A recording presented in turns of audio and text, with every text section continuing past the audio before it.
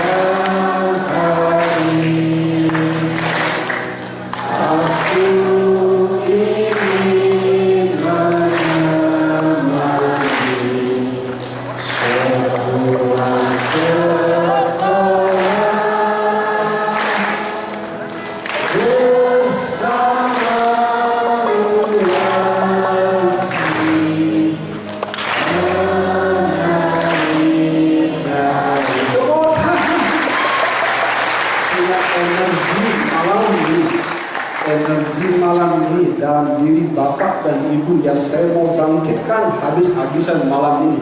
Energi sukacita. Anak dengan berkebutuhan khusus memerlukan energi sukacita kita. Suami yang sudah tua apalagi sakit-sakitan memerlukan energi sukacita. Dan malam ini dengan penuh sukacita saya harus bilang ke Anda, kita akan cerita memperkuat sayap-sayap jiwa.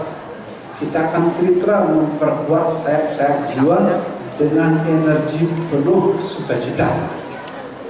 Izinkan saya mengutip sebuah pesan di Facebook saya.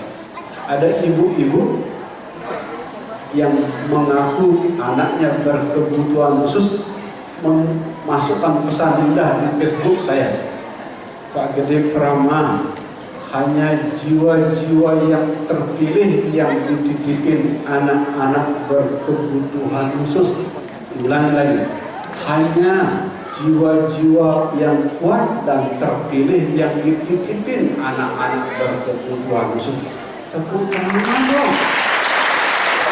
Anda yang punya anak berkebutuhan khusus, Anda tidak sedang dihukum sama Tuhan. Anda tidak sedang berdosa punya anak-anak autis dan lain-lain, tapi sedang dipercayai oleh Tuhan untuk merawat malaikat-malaikat yang tidak bersayap. Seperti angin yang datang, hanya pohon yang kokoh yang didatangi angin, Anda yang didatangi angin.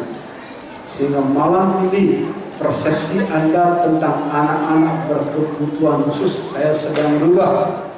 Berhenti melihat anak-anak sebagai beban-beban kehidupan.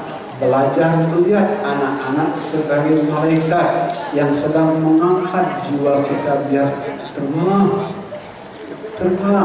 Sebentar saya akan ceritakan bagaimana ciri-ciri jiwa yang terbang.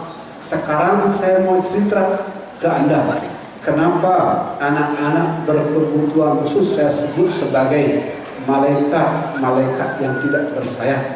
Biar ceritanya bagus, minum dulu, tepuk tangan dulu biasanya.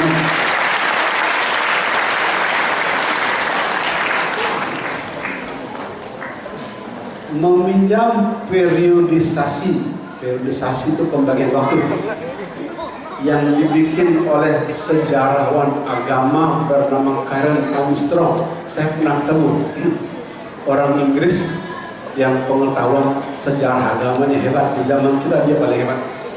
Membikin buku setebal begini judulnya Sejarah Tuhan.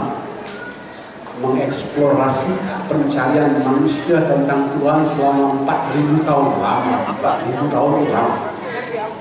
Dari 4.000 tahun yang lalu sampai sekarang bagaimana manusia mencari Tuhan. Karen Armstrong yang pernah saya jumpai di Jakarta bercerita bagus sekali.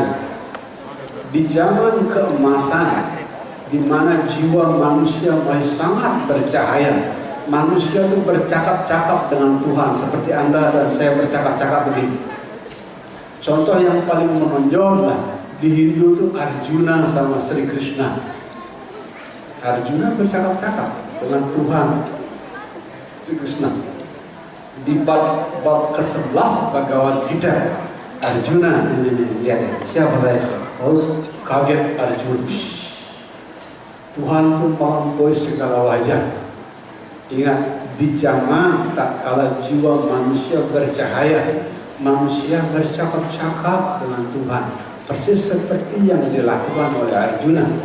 Banyak anak muda Hindu yang bertanya ke saya, kenapa yang dipilih Arjuna Pak Gede? Kenapa tidak Yudhistira? Yudhistira itu kan orang berdua. Arjuna itu artinya hati yang indah. Hanya hati yang indah yang bisa melihat wajah Tuhan yang juga indah. Sehingga malam ini, kalau Anda mau lihat wajah Tuhan yang indah, jangan lupa mengembangkan hati yang indah. Gurunya tidak jauh-jauh, anak-anak yang ada di rumah. Masih di zaman keemasan, di Hindu diwakili oleh percakapan Arjuna dengan Sri Krishna. Di agamanya orang Yahudi ada nabi namanya Nabi Abraham. Nabi Abraham pernah didatangi oleh 3 manusia masuk ke rumahnya. Yang di tengah-tengahnya Tuhan, yang kiri kanan itu malaikat. Ada percakapan seperti Arjuna sama Sri Krishna. Abraham, Anda akan punya anak, dan dari anak Anda akan lahir guru suci yang luar biasa. Di sebelah tembok ini didengar oleh istrinya Abraham namanya Sophie. Sophie itu sudah menopause, ketawa di belakang Sophie. Aduh, ini pembohong macam apa ini? Masa saya yang sudah menopause akan punya anak lagi? Tidak percaya Sophie. Benar, tidak jauh dari percakapan itu. Istri Abraham yang sudah menopause hamil dan punya anak, dari situ lahir nabi macam-macam. Ceritanya sederhana. Di zaman keemasan, orang suci bercakap-cakap dengan Tuhan seperti kita bercakap antar manusia. Zaman tak kala jiwa manusia masih bercahaya. Sekarang ngaku-ngaku bercakap-cakap dengan Tuhan, Anda dikirim ke rumah sakit jiwa di Bangli. Dikirim otak ini. Ya, karena zamannya berbeda. Nah, zaman Anda, zaman saya, kita tidak lagi di zaman keemasan seperti zamannya Arjuna dengan Sri Krishna. Zamannya Nabi Abraham, tidak lagi dia lagi. Kita masuk di zaman kapak, di mana di zaman kapak manusia semua jiwanya dibikin bercahaya dengan sebuah kata, penderitaan. Itu sebabnya di zaman kita punya Mahatma Gandhi. Mahatma Gandhi dengan tubuhnya yang lurus, sangat sederhana. Setiap kata-katanya itu mewakili bait suci Weda. Anda tahu Mahatma Gandhi, tembak.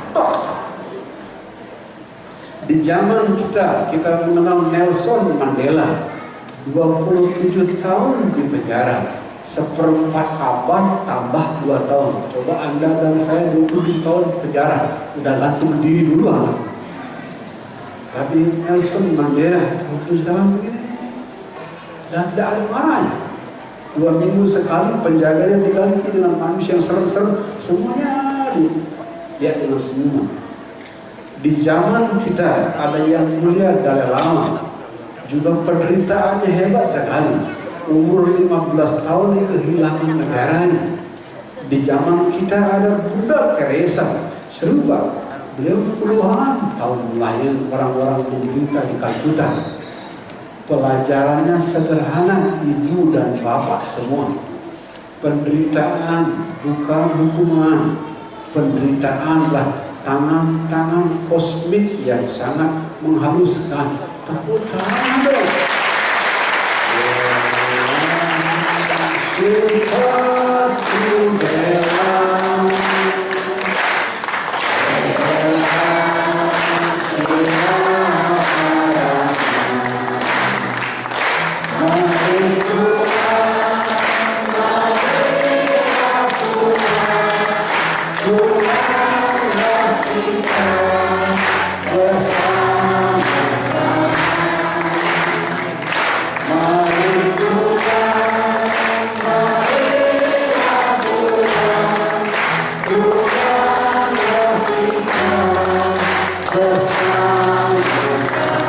Saya tekankan lagi, anak-anak bukan beban kehidupan. Anak-anak adalah malaikat yang membimbing kita pulang. Dan anak-anak kita yang autis dan kemampuan berbeda lainnya, difabel, malaikat yang membimbing kita pulang. Mama pulang, papa pulang. Kami hadir di sini sebagai manusia dengan kemampuan berbeda, tidak membebani mama dan papa, tapi sedang membimbing mama dan papa pulang. Dan anak-anak berkebutuhan khusus akan menjadi pembimbing kita pulang.